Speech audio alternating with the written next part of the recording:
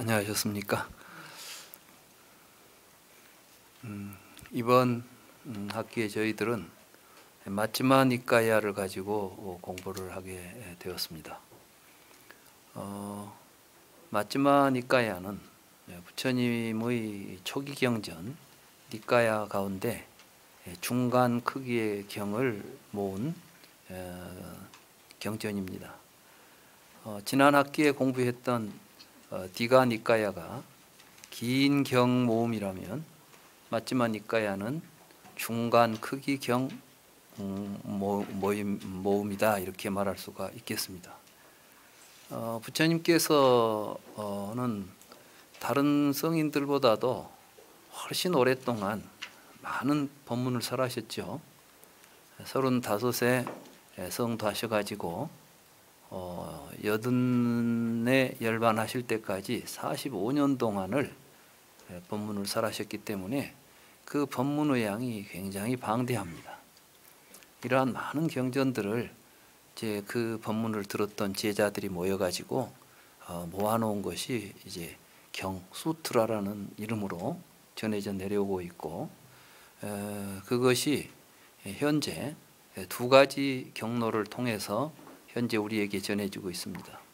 하나는 북쪽으로 전해져 가지고 중국을 거쳐서 우리나라에까지 이르게 된 한문 경전들인데, 이 가운데는 아함경이라는 이름으로 사부 아함경, 장아함, 중아함, 자바함, 정일아함, 이런 식으로 이제 아함경이라는 이름으로 전승이 되었고, 또 일부는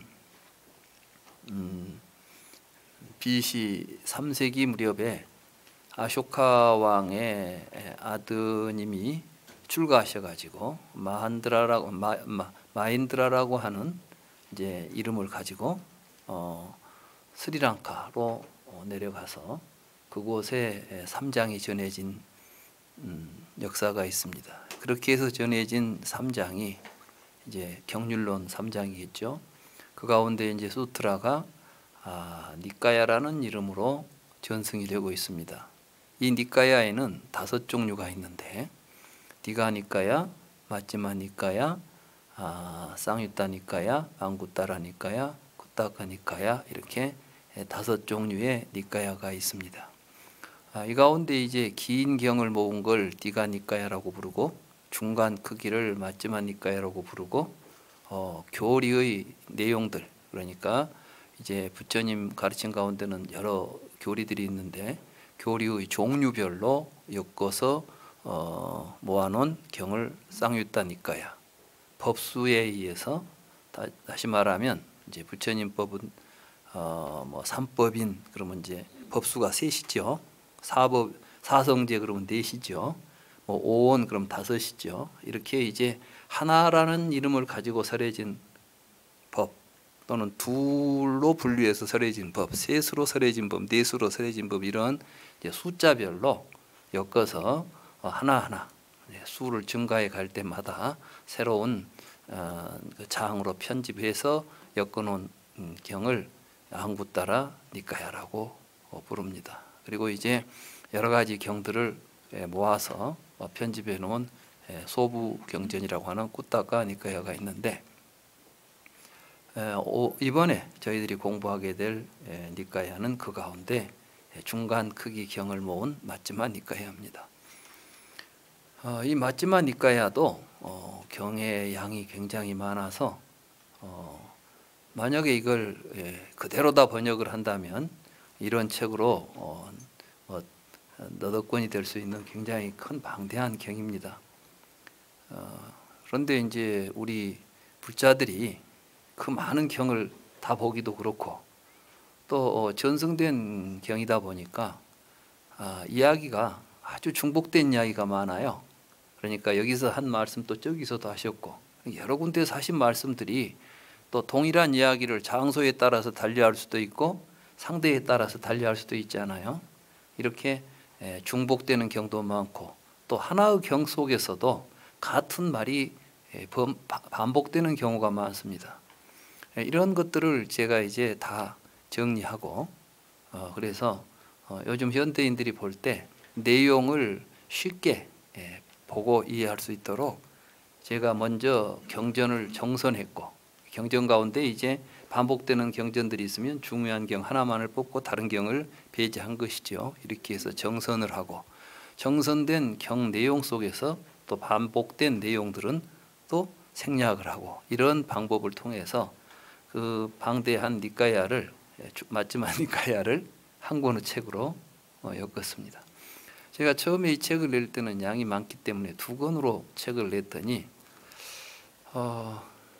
공부하시는 분들이 책이 상하 2권이 있다 보니까 상권 공부하다 보니까 하권 어디로 가버리고 없고, 또 하권 공부하다 보니까 상권 어디 있는지도 모르겠고, 그래서 이제 짝짝이가 돼가지고 돌아다니니까 좀 공부하시는 분들이 이제 경전을 수지하는데도 좀 어려움이 있겠고, 그래서 이번에 이제 다시 그 내용을 좀 더 줄였습니다.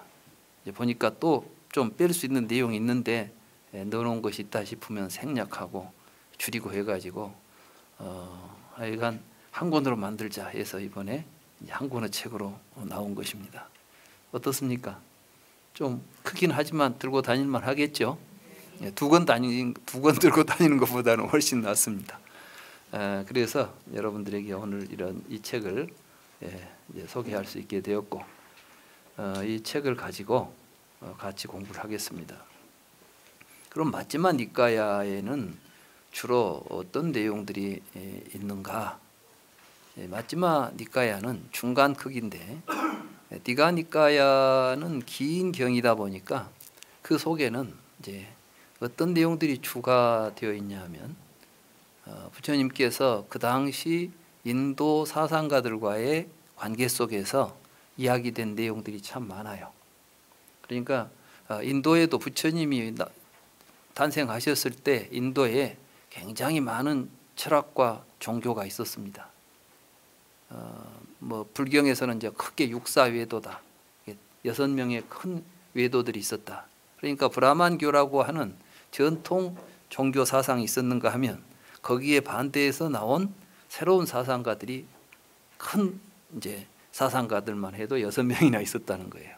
그래서 이제 그 사상가들과의 관계라거나 브라만교에 대한 비판, 또 제사에 대한 비판 등등 여러 가지 그 당시 인도 사회에 뭔가 여법하지 못한 상태들에 대해서 부처님이 언급한 내용들이 주로 디가 니까야에 많이 출연합니다. 물론 다른 경에도 전혀 없지는 않겠지만 주로 이제 그런 내용들이 중심이 되어 있다. 우리는 그 내용을 지난 학기에 살펴본 바가 있습니다. 이번에 살펴볼 이 맞지마 니까야에는 불교는 그러면 뭐 하자는 것이냐? 이제 불교는 외도들을 비판했다면 그러면 불교는 도대체 무엇을 목적으로 해서 뭐 하자는 종교냐? 이런 물음에 대한 답입니다. 그러니까 불교는 이제 열반, 해탈 이런 걸 추구하죠. 그럼 불교에서 말하는 열반과 해탈은 뭘까요? 인도 철학은 다 해탈 추구합니다. 브라만교에서도 해탈한다 하고, 자이나교에서도 해탈을 이야기하고, 일반적으로 인도의 모든 종교 철학 가운데서 세속적인, 말하자면 유물론자들이나 쾌락주의자들이 아닌 바에는 누구나 다 열반 해탈을 이야기합니다. 쾌락주의자들도 열반을 이야기합니다. 열반이라는 것은 무엇이냐면 모든 괴로움이 사라져버린, 그러니까 니르바나라는 것은 불이 꺼진, 불이라는 건 뭡니까? 고통이지요. 고통의 불길이 사라진 걸 열반이라고 부릅니다. 그럼 무엇이 진정한 열반이냐고 우리가 물어보면, 열반은 내용이 사실은 단어는 열반인데 내용은 같지가 않습니다. 쉽게 말하면 브라만교에서는 무엇가 진정한 열반이냐 해탈이냐 그러면, 우리는 이 세상에서 지금 고통을 받고 윤회를 하고 있죠. 윤회에서 벗어나 가지고 윤회하지 않는 천상세계에 가는 겁니다. 그러니까 죽지 않는 세계로 가는 겁니다. 이걸 이제 불사라고 그래요. 우리가 보통 감노라는 말 쓰지요. 달감자에 이슬로자 감노라는 말을 쓰는데, 본래 그 말은 이제 인도 말로 이제 죽지 않는다, 불사라는 말을 번역한 말입니다. 근데 그럼 이 불사는 어디에서 일어나느냐? 브라만천에 가야 우리가 죽지 않는다. 브라만천은 이제 범천이죠. 브라만천상에 가야 된다는 겁니다. 브라만천상에 가려면 어떻게 해야 되느냐? 제사를 잘 모셔야 돼요. 제사를 잘 모시고 또 브라만교의 입장에서 이제 우파니샤드에서 주장하는 선정수행을 해가지고 결국 죽어서 이제 브라만천으로 가게 되면 더 이상 이곳에 오지 않는다. 더 이상 이 세상에 오지 않고 열반을 성취한다. 그러니까 그 열반은 현실에서 얻을 수 있겠습니까? 없겠습니까? 죽어봐야 알지. 죽은 뒤에 가는 곳이지. 살아서는 일단은 살았으니까 죽기는 죽어야 돼. 근데 죽은 다음에 다시 안 태어날 수 있는 곳이 있다는 거예요. 누가 가봤을까요? 말은 있는데 그런 것을 추구하는 게 브라만교에서 말하는 열반 해탈이에요. 그러니까 이제 새로운 사상가들이 그럼 누가 보지도 않고 뭐 경험도 못한 걸 있다고 하면 누가 믿겠냐. 그래서 이제 새로운 사상가들은 이 현실 속에서 얻을 수 있는 것만을 추구합니다. 현실 속에서 얻을 수 있는 괴로움이 없는 것은 뭐죠? 쾌락이에요. 여러분들이 막 괴로운데 뭐 재밌는 거 보면 즐겁죠? 골치 아파 죽겠어. 그런데 연속극 보니까 막 재밌어. 그럼 연속극 보고 있으면 괴로움이 사라지죠. 일단 뭐 걱정이 있는데 그 걱정이 이제 해결되든 안 되든 모르겠어. 하여간 보면 그때는 없어요. 그러니까 이제 이 쾌락주의자들 말하자면 이제 요즘 말하면 유물론자들이죠. 이런 입장에서 보면 그래 이 세상에 뭐 별거 있어. 그냥 재밌게 살다 죽으면 그만이지. 죽은 뒤는 어차피 우리는 물질들이 모였다 흩어지는 것들이니까 죽은 뒤도 있을 리가 없죠. 그러니까 뭐 전생도 없고 내생도 없고 지금 태어나서 죽을 때까지는 있는 거예요. 이게 이제 현실주의자들이죠. 우리 현대인들하고 똑같아요. 지금 우리가 살고 있는 우리 시대는 모두가 다 그런 생각에 젖어 있어요. 그죠? 여러분들이 뭐 죽은 뒤에 그건 종교적으로 이야기할 뿐이고 대부분의 사람들은 죽은 뒤 걱정 않죠. 죽은 뒤 걱정한다면 살아서 이렇게 함부로 살지를 못하지. 그런데 그걸 이제 그러니까 현실적인 쾌락이 열반이다라고 주장하는 사람들이 있는 거예요. 그런가 하면 자이나교에서는 또 이 고행을 통해서 얻을 수 있다고 말합니다. 그러니까 한 사람은 그냥 감각적으로 쾌락을 즐기는 게 열반이다 그러니까 그렇게 하면 더 고통스러운 속에 빠져들 수밖에 없다. 그럼 어떤 게 진정한 열반이냐? 우리는 본래 행복하고 전지전능하고 완전한 존재들이에요. 이게 이제 지바라고 하는 영혼이죠. 우리는 모두가 다 생명을 가지고 있는 영혼을 가지고 있다는 겁니다. 근데 이 영혼을 가진 이게 못된 업을 지어 가지고 까르마를 통해서 육체하고 결합을 했어요. 육체하고 이제 영혼이 결합해 있는 상태니까 이게 괴로운 겁니다. 영혼은 죽고 살지 않는데 육체가 죽어버리면 또 새 육체를 받아야 돼. 그러니까 이제 생사가 반복되는 거예요. 그게 이제 괴로움을 느끼는 거죠. 그럼 어떻게 해야 행복해지겠어요? 육체로부터 벗어나야 돼요. 이 몸을 떼어내야 돼. 영혼으로부터 분리시켜야 돼. 그렇게 하려면 어떻게 해야 되느냐? 나쁜 짓을 안 해야 되겠죠. 왜냐하면 새로 업을 지으면 업이 흘러 들어와 가지고 또 새로운 몸하고 결합을 시켜버려. 그러니까 계속해서 속박에서 벗어날 수가 없어요. 이론이 참 그럴듯하지요. 그 대신 우리가 이제 새로운 업을 안 지으면 이제 내 안에 들어온 업이 이제 닳아져요. 이게 업이 닳아질 때 우리가 고통을 느낀다는 겁니다. 그러면 업은 사라질 때 고통을 느낀다면 고통을 느끼면 업은 사라지겠죠. 그러니까 미리 고통을 빨리 느끼자는 거예요.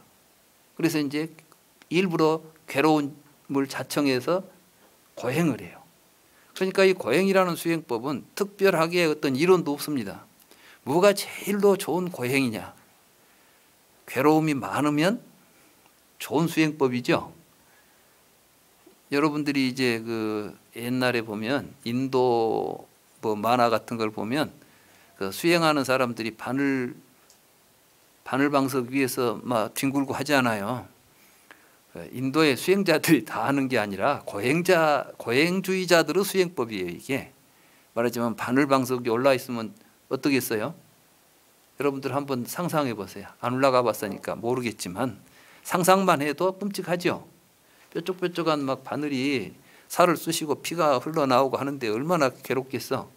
근데 그 사람들은 그렇게 해야 육체가 떨어져 나간다고 생각하니까 그걸 또 즐겁게 하는 거예요. 부처님도 그런 수행을 하셨죠. 단식을 합니다. 막. 그러면 이제 얼마나 배고픈 게 또 얼마나 괴롭습니까? 이런 이제 여름날 뜨거운 데 가서 불을 쬐고 있습니다. 얼마나 뜨겁겠어요? 물속에 들어가서 숨을 참고 견뎌냅니다. 얼마나 고통스럽겠어요? 이런 게 수행이라는 거예요. 이거 하면 된다는 겁니다. 자, 우리가 열반이라고 말하지만 열반은 내용이 같습니까? 틀립니까? 틀려요. 부처님께서는 이제 그 점을 말씀하시는 거예요. 그냥 열반 하지 말고 무엇이 진정으로 우리가 얻을 수 있는 행복인 줄을 알고 가자는 겁니다. 자, 얻을 수 없는 것을 얻겠다고 하면 가능합니까? 불가능합니까? 있지도 않은 것을. 자, 우리 토끼뿔 찾으러 갑시다. 토끼뿔 찾아서 돌아다니면 열심히 돌아다닌다고 언젠가 토끼뿔이 나오겠습니까? 없는 것 찾으면 영원히 찾아도 찾을 수가 없는 겁니다. 우리가 찾으려면 있는 걸 찾아야죠. 자, 죽어서 브라만천에 간다고 하는데 그 브라만천 있는지 없는지 확인이 됐습니까? 안 됐습니까? 우리 주변에 보면은 죽어서 천당 가자고 하죠. 천당을 본 사람, 아직까지 인류의 역사상 천당을 구경해 본 사람이 없어요. 갔다 와서 천당 이야기해 본 사람이 없는데 지금까지 천당 가겠다고 한 사람들은 수도 없어. 불교도 그런 식으로 하면 안 된다는 거예요. 사실 그런데 요즘 우리 불교가 그런 식으로 되고 있어요. 모두가 다 절에 다니면서 뭐 열반 해탈한다 하죠. 깨닫는다 하지 않습니까? 근데 뭘 깨달으려고 합니까? 어떤 열반을 구합니까? 이렇게 부르면 명확하게 내가 원하는 열반은 이것이다라고 알고 있는 사람들이 별로 없어요. 그냥 맹목적으로 열반이니까 얻어야지, 해탈이니까 해야지, 깨달음이니까 깨달아야지 이런 식이야. 그건 왜 그러느냐? 부처님 경을 안 봐서 그런 거예요. 부처님께서는 다 말씀해 놓으셔서 우리가 얻고자 하는 깨달음은 무엇이고 우리가 얻을 수 있는 행복은 무엇이고 우리가 획득할 수 있는 해탈 열반은 무엇이다. 그것은 이렇게 하면 가능하다 하고 방법도 알려줬고 목적도 알려줬고 그럼 누가 그걸 했습니까? 그러니까 부처님 내가 했다 그래요. 실증하신 분이에요. 내가 깨달았다는 거예요. 내가 열반을 성취했다는 겁니다. 내가 해탈했다는 겁니다. 그러니까 나를 보라는 거예요. 와서 내가 했으니까 여러분도 할 수 있다. 이게 불교입니다. 그래서 이제 경에 보면 이런 말씀이 나와요. 부처님은 행하신 대로 말씀하셨고 말씀하신 대로 행하셨다. 그러니까 부처님이 하신 말씀은 전부 자기가 직접 실천을 통해서 경험한 내용을 우리에게 가르쳤고 또 자기가 말씀하신 대로 몸으로 직접 실천하신 분이다. 이걸 보고 이제 진실이라고 말하는 겁니다. 진실. 그래서 불교는 진실하다 이렇게 말할 수가 있는 것이고. 그런데 이제 이러한 내용들이 어디에 그러면 일목요연하게 어떤 목적을 향해서 어떻게 하면 된다라는 내용이 있느냐? 물론 모든 불경이 다 그 이야기를 하고 있는데 그 가운데서도 마지막 니까야의 불교 수행 또 불교 수행의 목적 이런 것들을 잘 정리해 놓고 있습니다.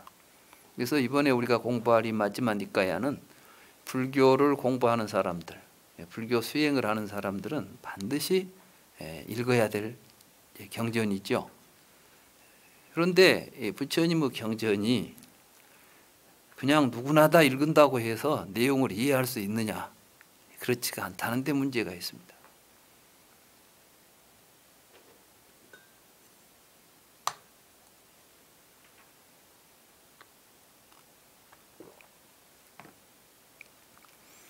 무슨 말씀이냐 하면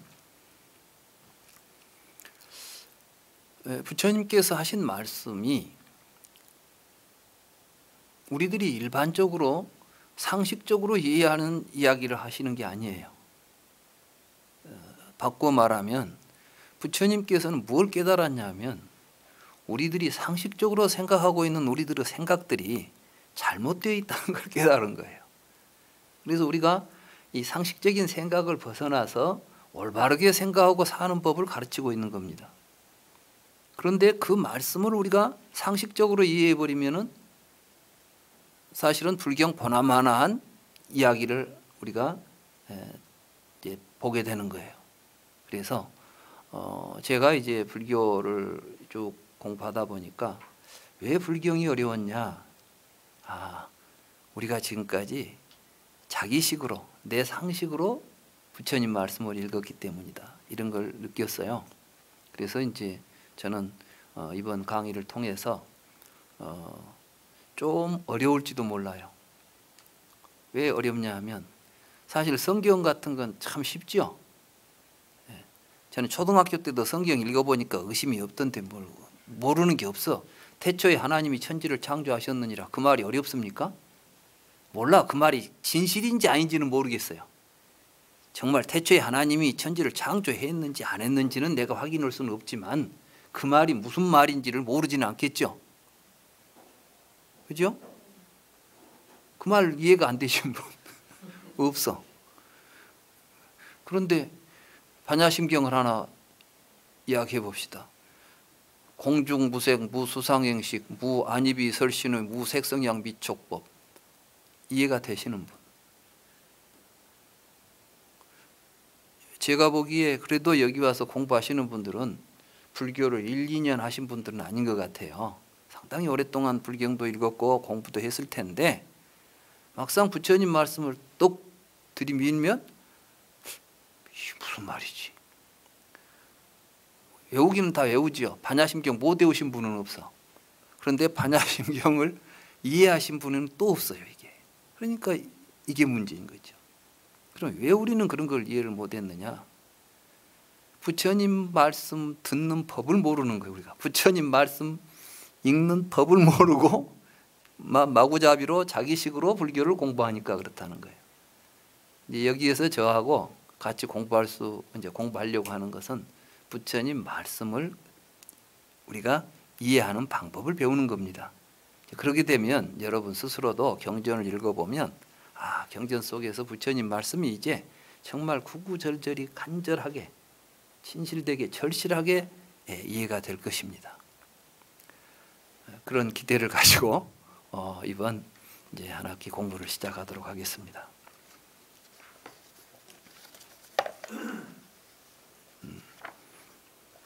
마지막 니까야의 제1경이 근본 법문경입니다.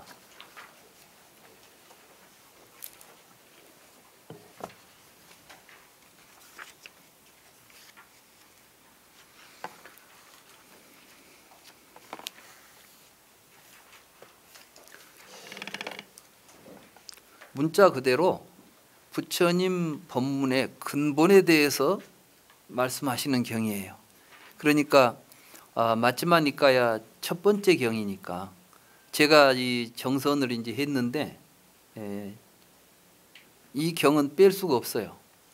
왜냐하면은 이 경에서 부처님은 무슨 말씀을 하시냐면 불교 공부는 어떻게 하는가?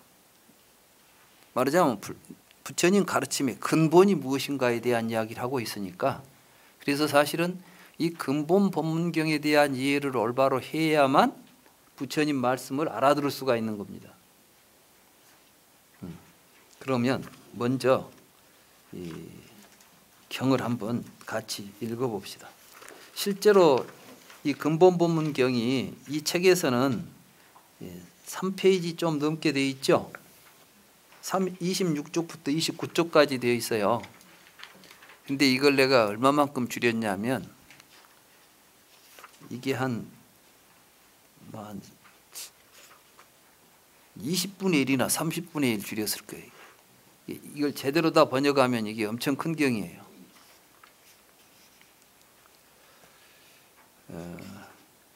그런데 그렇다고 해서 내용이 빠졌냐면 내용은 하나도 안 빠졌습니다.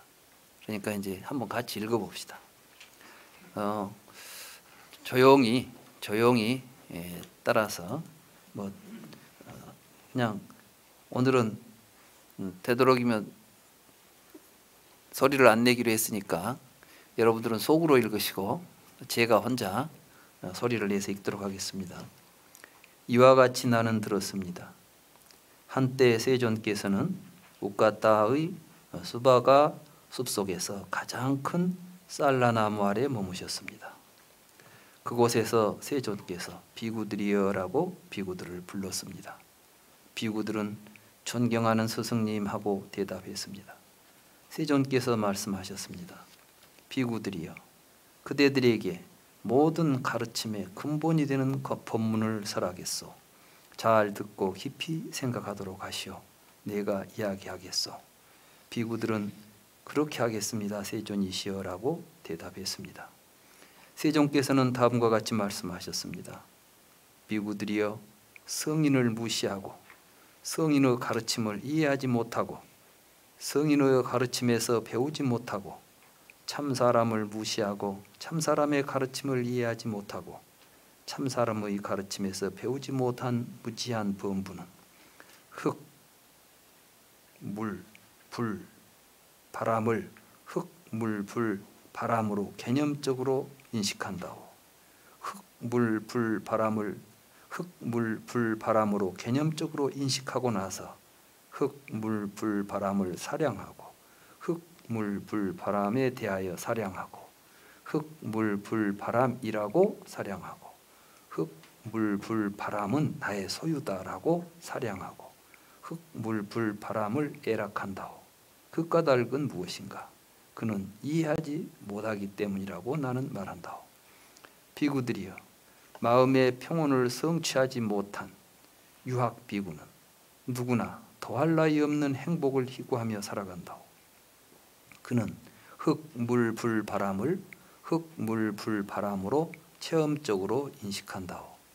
흙, 물, 불, 바람을 흙, 물, 불, 바람으로 체험적으로 인식하고 나서 흙, 물, 불, 바람을 사량하지 않고 흙, 물, 불, 바람에 대하여 사량하지 않고 흙, 물, 불, 바람이라고 사량하지 않고 흙, 물, 불, 바람은 나의 소유다라고 사량하지 않고 흙, 물, 불, 바람을 애락하지 않는다오.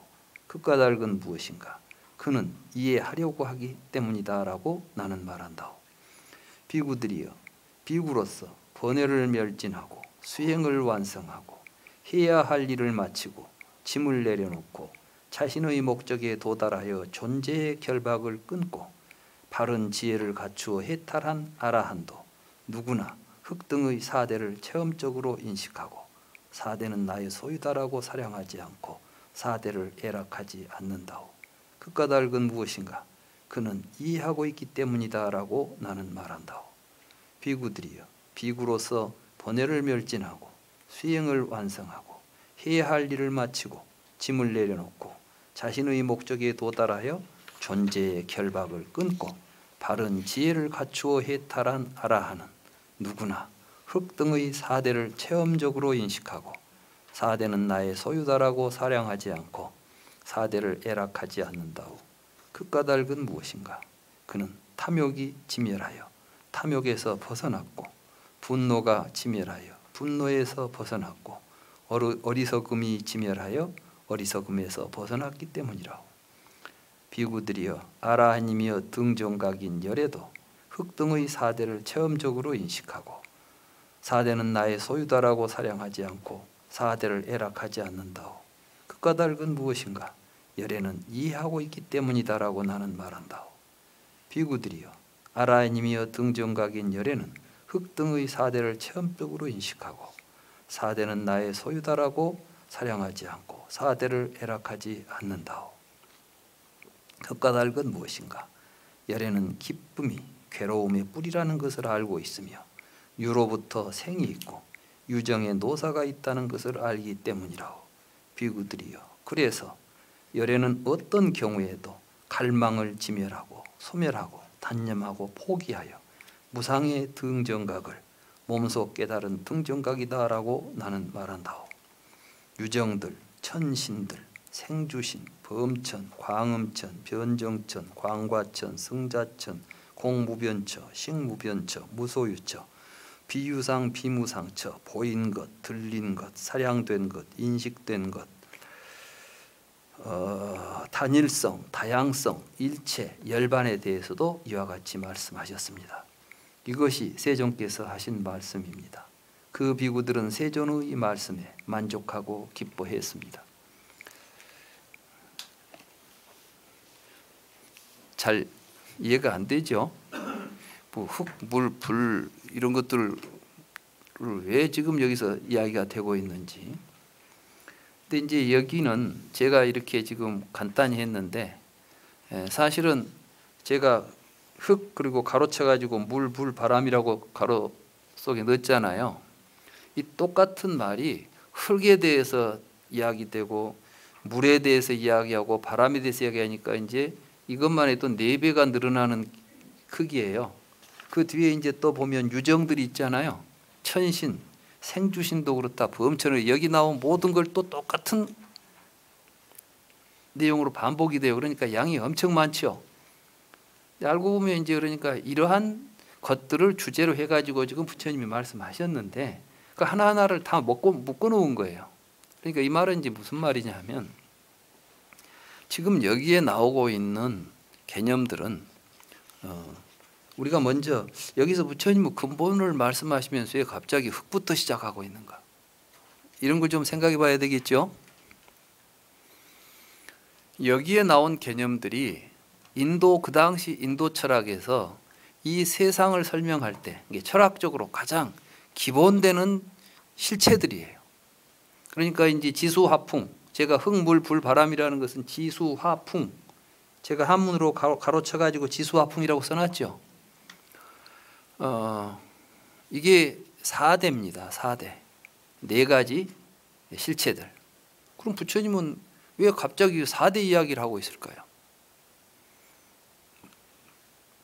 이 4대는 부처님 당시에 인도에서 새로운 사상가들, 유물론자들이 출연해 가지고 이 세계를 설명했던 기본 개념입니다.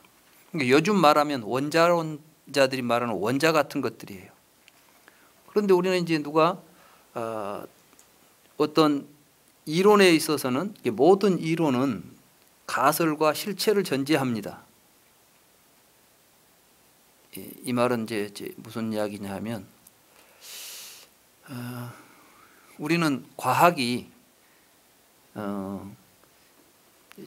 진리라고 생각하죠. 과학은 자연을 있는 그대로 지금 설명해 준다고 생각하지 않습니까? 근데 설명하려고 하면 말이 필요해요. 내가 여러분들한테 뭘 설명하려고 할 때 뭘로 설명해야 되겠습니까?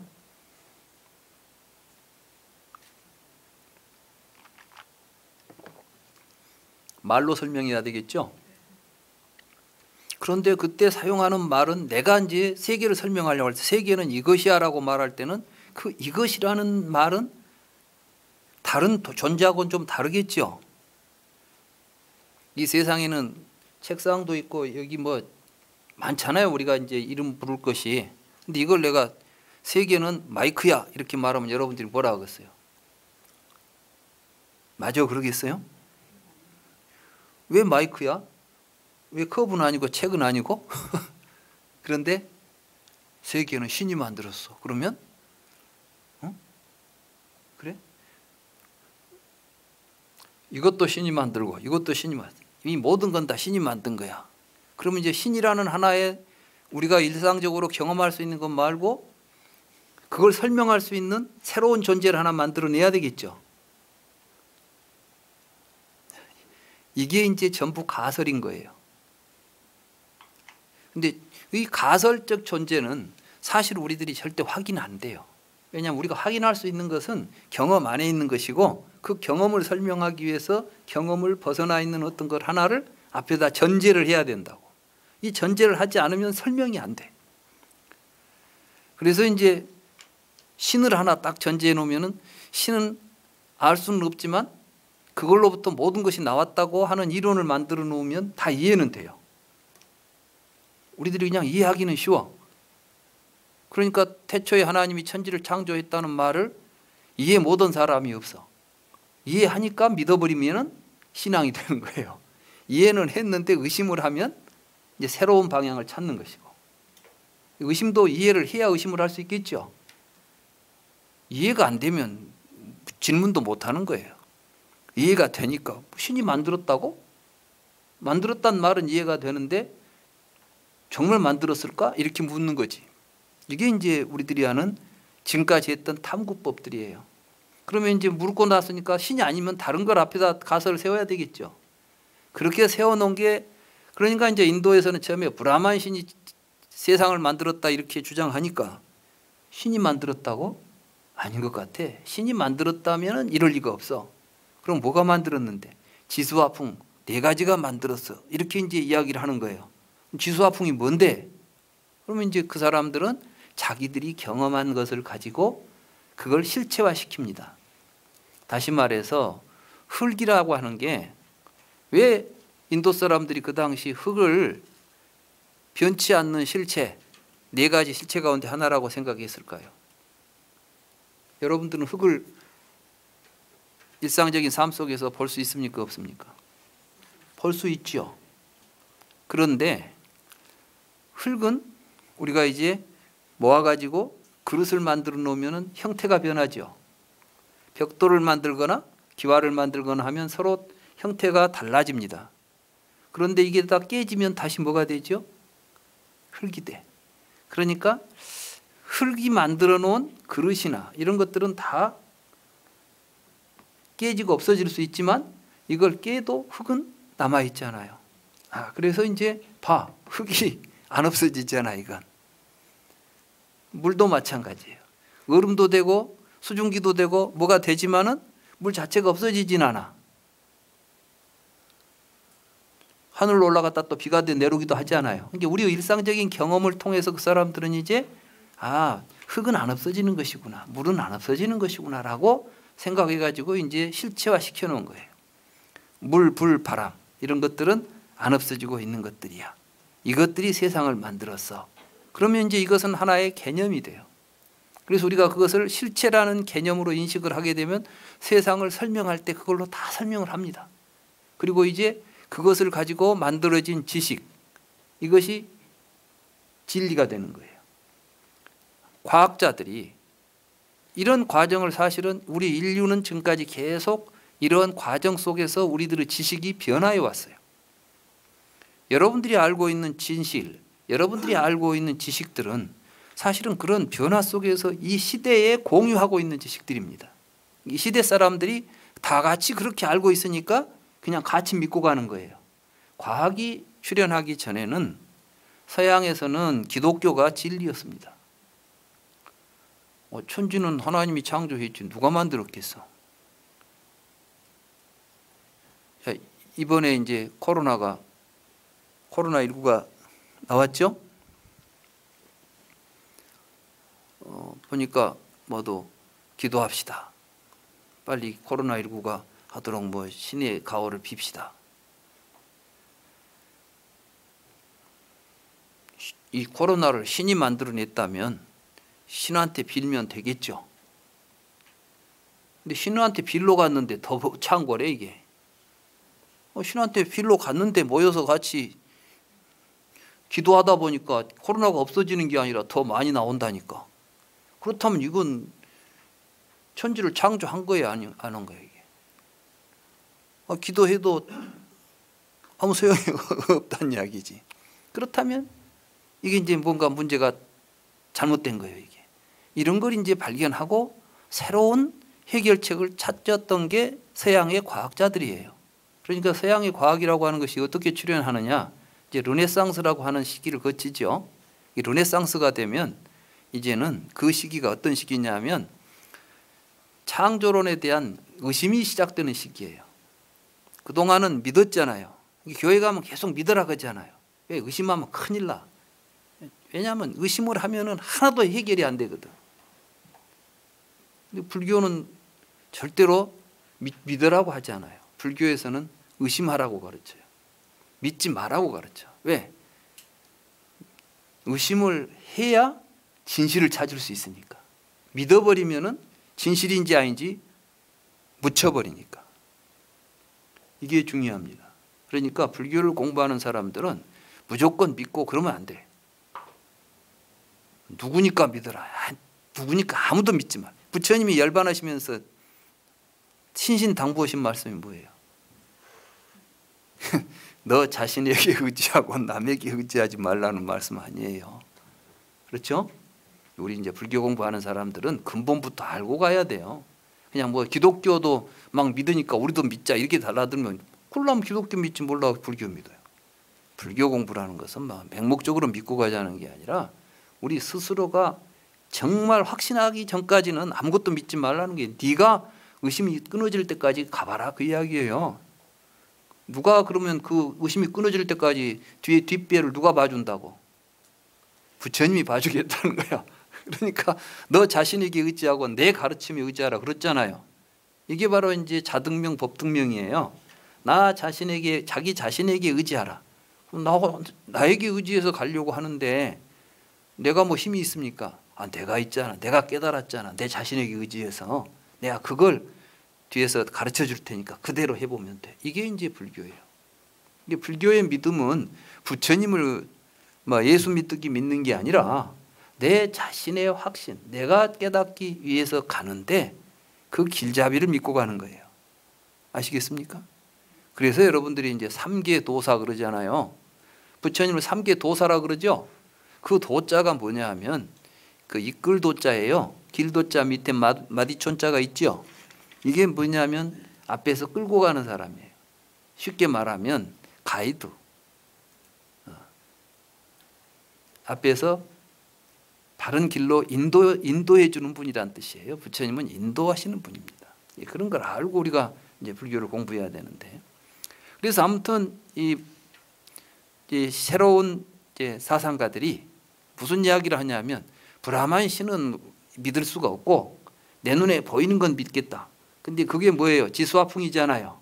지수화풍은 안 변하는 것이니까 있어. 이렇게 이제 주장했어요. 이게 사대설입니다. 그 뒤에 보면은 유정이라고 있죠. 그럼 이제 이 사대에서 그러면 인간이란 무엇이고 생명이란 무엇이냐, 살아있는 것은 무엇이냐. 우리는 또 생명에 대해서 많은 사람들이 생명에 대해서 잘 알고 있는 것 같아요.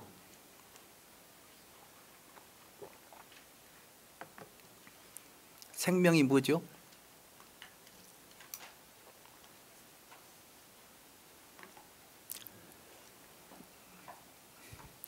사실은 아직 생명이 무엇인가에 대해서 답이 안 나와 있어요. 우리는 마치 생명체가 우리 안에 있는 것 같죠? 생명은 우리가 가지고 있는 뭔 존재인 것 같아요. 나는 생명이 있고, 돌들은 돌이나 뭐 이런 나무나 돌이나 물 같은 것은 생명이 있어요, 없어요? 우리가 생각할 때 생명이 있다 없다 이렇게 말하죠.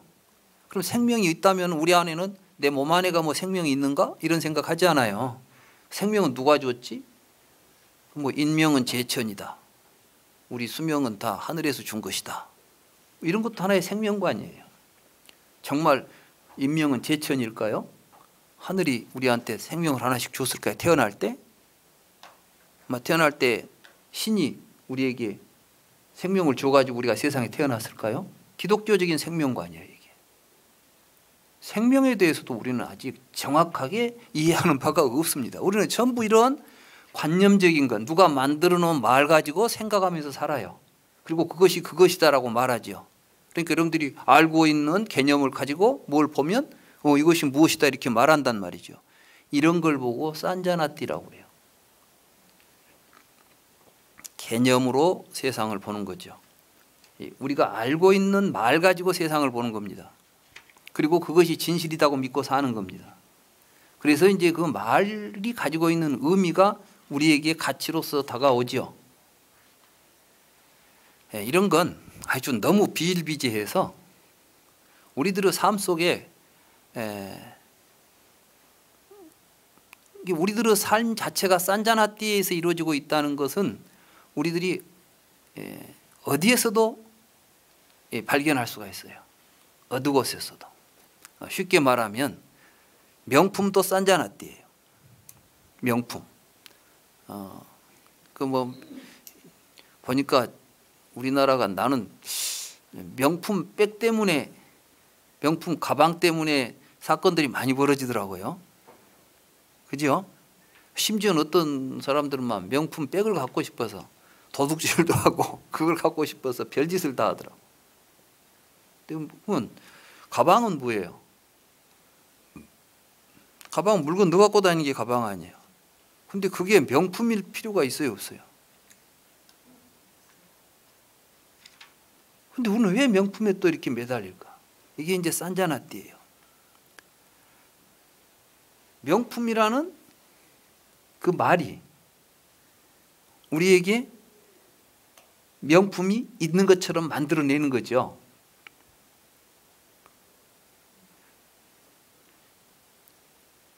이건 명품이야. 샤넬, 이건 명품이야. 여러분들은 이제 어디 가서 이 샤넬 상품만 붙어 있어도 명품으로 보여요, 이제. 근데 진짜인지 아닌지 몰라. 가짜여도 몰라.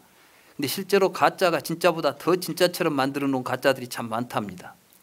근데 이것이 가짜인 줄 모를 때는 진짜인 줄 알고 있을 때는 얼마나 이게 뿌듯하고 기분 좋은 거예요, 이게.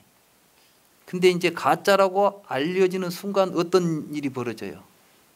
막 좌절감이 생기고 실망감이 생기고 막 배신감이 생기겠죠. 이걸 나한테 진짜라고 팔아먹었어? 왜? 아까는 똑같은 걸 보고 앉아서 우리는 이렇게 여러분들의 감정을 움직이고 여러분들의 삶을 좌지우지하는 게 뭐냐? 이 산자나띠라는 거예요. 개념들, 말들. 이게 이제 중생들이 사는 세계예요. 부처님은 이런 세계로부터 벗어나라는 겁니다. 이게 열반이에요. 그러니까 불교의 열반을 어디 가서 뭐 수행하면 뭐가 턱 붉어질 거라고 생각하지 말고 이걸 알고 살아가면서 내 안에 있는 그 산자나띠 하는 그 말에 속고 있고 관념에 속고 있는 내 의식을 청소해내는 게 불교 수행입니다. 그것이 맑아지고 깨끗해지면 이제 그때 열반 해탈이라고 부르는 것이죠. 이해가 되세요? 그래서 이제 아비자나띠를 하라는 겁니다. 아비자나띠가 뭐냐 그럼? 산자나띠는 아까 여러분들이 뭘 볼 때 여러분들이 알고 있는 지식을 가지고 보면 전부 산자나띠예요. 불경도 산자나띠니까 문제가 생기는 거라고. 부처님은 말씀을 여러분들이 알고 있는 단어로만 이해하려고 하니까 항상 문제가 생기는 거예요, 이게. 아비자나띠는 뭐냐? 아비자나띠를 하려면 이제 수행을 해야 돼요. 불교는 명상한다 그러는데 그것도 참 요즘 보니까 뭐 명상 천지예요. 명상 천지. 어디 가나 명상이야. 뭐든지 명상이래. 그래요. 명상은 뭐든지 명상이에요.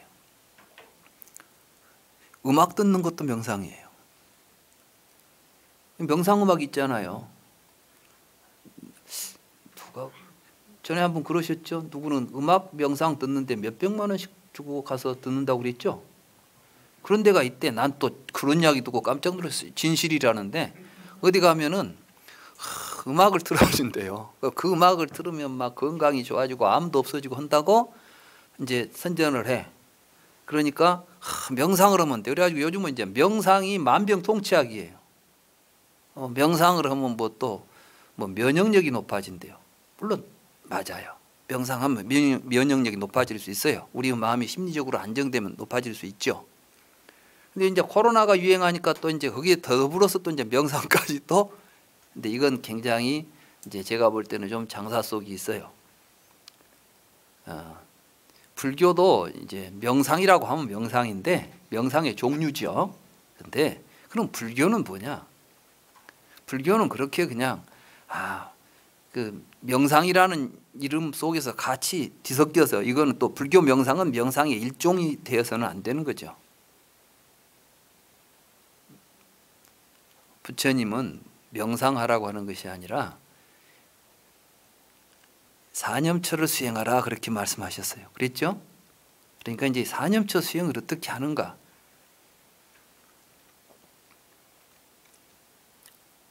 불교 명상은 우리가 조용히 이제 주의를 집중해서 우선 우리의 의식을 우리가 문제 삼고 있는 어떤 대상에 집중하는 것을 보고 이제 사마타라고 그래요.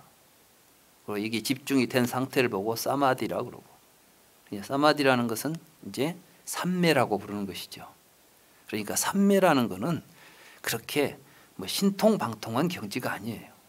근데 어디 가서 수행하러 갔는데 누구는 삼매에 들어갔다 나왔다 하는데 나는 삼매가 뭐인지도 모르겠다는 사람들이 참 많죠. 저도 어디 가니까 이제 수행한다고 하는 데를 이제 가서 이렇게 앉아 있어 보면 글쎄 나는 그냥 계속 조용히 앉아서 보고 있었는데 누구는 막 깊은 삼매에 들어갔다 나왔다 했다고 막 삼매를 자랑하고 체험을 이야기하면 도대체 무슨 이야기를 하는 것인지, 또 남들은 들어갔다 하는데 나는 못 들어가면 또 좀 들어가 보고 싶기도 하고 그러잖아요. 근데 불교는 삼매를 그런 식으로 하는 삼매가 아니에요. 불교 삼매는. 제가 이제 불경을 읽어보면서 부처님이 그런 이야기를 하신 적이 없더라고. 그럼 무슨 이야기를 하고 계시느냐? 그러면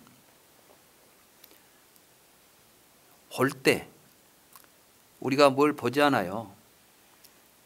우리는 그냥 밖을 봐버리죠. 근데 부처님께서는 안과 색을 잘 보라고 돼 있어요. 이게 이런 이야기 하려고 나타난 게 이제 안이비설신이에요. 이게 불경에 보면 안이비설신이가 많이 나오죠. 이게 우리 얼굴에 붙어 있는 눈, 귀, 코 이야기를 하고 있는 게 아니에요. 이건 뭐냐면 우리는 살아갈 때 제일 먼저 하는 작업이 뭐냐면 눈으로는 보고 귀로는 듣죠. 여러분들이 살아있다는 건 뭐예요? 눈으로는 보고 귀로는 뭘 듣는다는 이야기 아니에요. 눈으로 보지도 못하고 귀로 듣지도 못하고 냄새도 못 맡고 있으면 뭐라고 그래?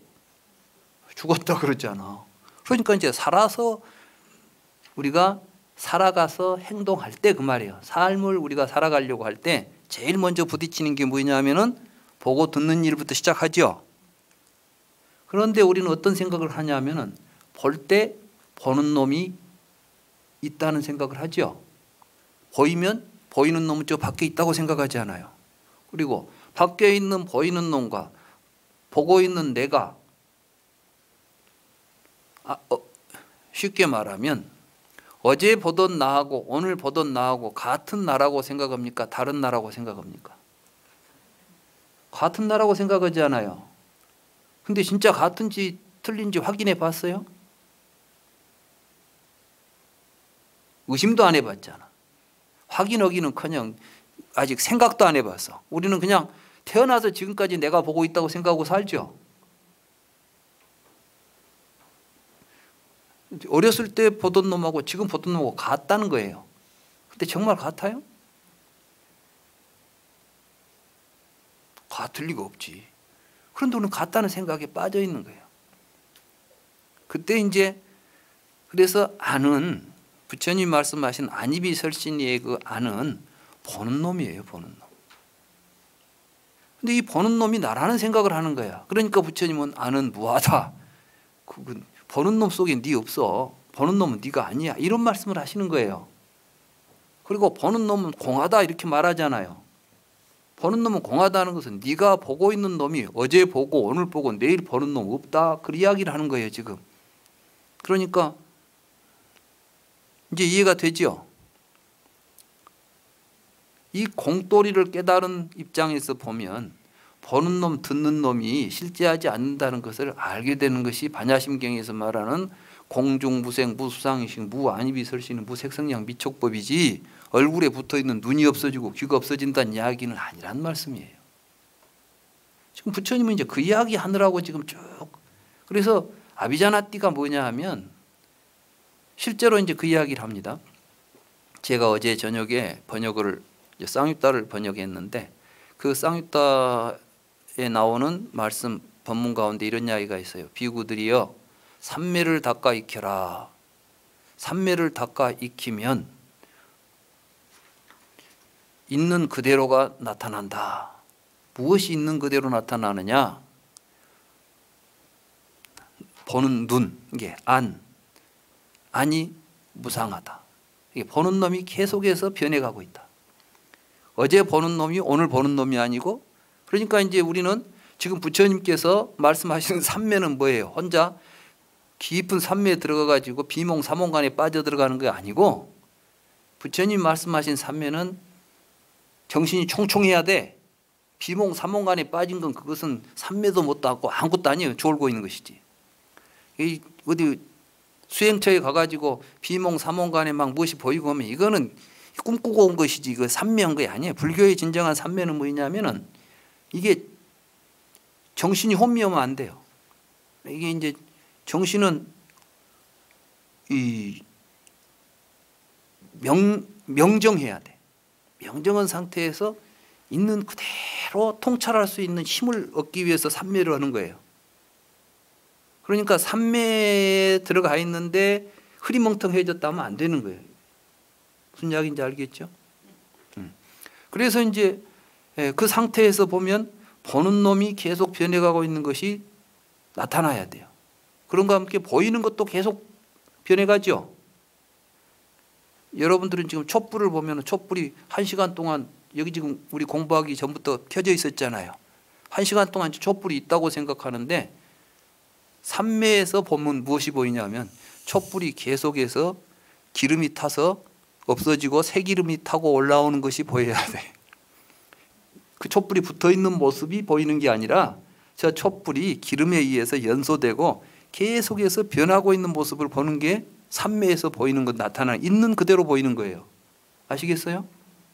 그러면 그놈을 연해서 우리에게 어떤 의식이 발생하고 있는 것까지도 봐야 돼요. 드러나는 거예요. 그러니까 안색, 안식을 연하여 촉을 연하여 뭐 이렇게 부처님 말씀하신 모든 법문들은 다 이렇게 삼매에서 하신 말씀이에요.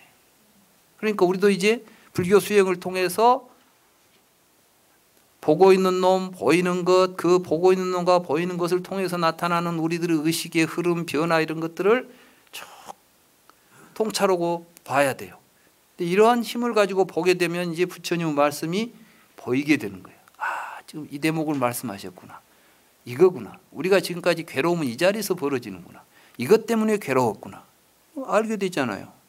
깨닫게 되잖아요. 이게 수행이에요. 그렇게 해서 이런 것들로부터 벗어나면 부처님은 해탈했다. 해탈해서 그 자리에서 삶이 이루어지면 열반이다. 이렇게 말씀하시는 거예요. 이게 이제 산자나띠, 아비자나띠입니다.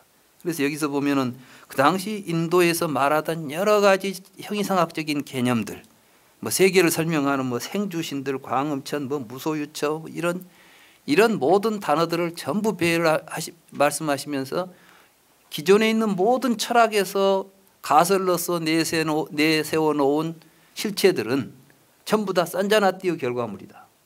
이런 것들의 실상을 봐가지고 제법이 연기하고 있고 모든 것은 인연 따라 일어나고 있고 실체가 없고 무상하고 고다는 공이라는 것, 비어있다는 것을 알아차리고 그걸 깨달아서 성취해 가는 길을 아비자나띠 한다. 그러니까 이제 아비자나띠는 불교적인 수행, 다시 말해서 이제 사념처 수행이나 이런 부처님께서 말씀하신 수행법에 따라서 가는 걸 아비자나띠라고 합니다.